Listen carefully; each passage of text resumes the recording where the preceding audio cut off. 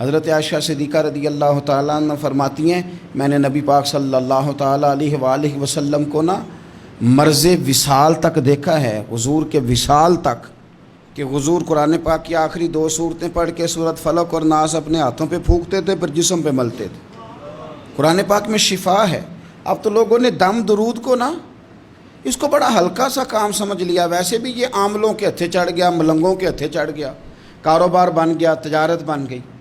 ورنہ قرآن پاک کی آیات پڑھی جائیں تو حضور نے فرمایا سورہ فاتحہ میں شفا ہے، اس میں کرم ہے۔ یہ چیزیں جو بڑی ہمارے لیے سود مند تھی، فائدہ مند تھی، ہم چھوڑ گئے۔ ایک بڑی خوبصورت حدیث ہے، سنیے گا۔ حضرت ابو سعید خدری رضی اللہ تعالیٰ عنہ حدیث کے راوی ہیں، بخاری میں موجود ہے۔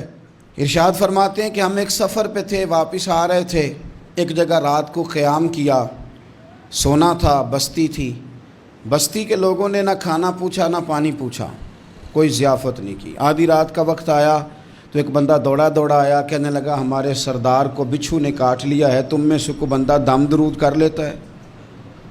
تو ایک صحابی کہنے لگے کر تو لیتے ہیں، پر تم نے چونکہ ہمیں کھانا پانی تک نہیں پوچھا، تم اگر دم کراؤ گے تو مفت نہیں کریں گے۔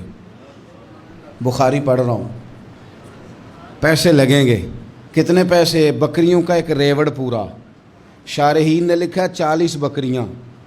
کنے دمہ دیاں؟ او بھائی اس سے کوئی بندہ جواز نہ لے کہ پیسے لینے جائز ہیں، اس سے جواز نہ حاصل کرے۔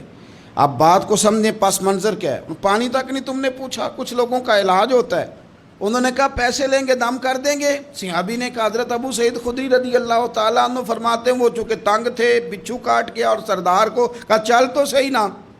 وہ صحابی گئے، سورہ فاتحہ پڑھ کے دم کیا، اور حدیث بخاری سے میں آپ کو دکھاؤں گا۔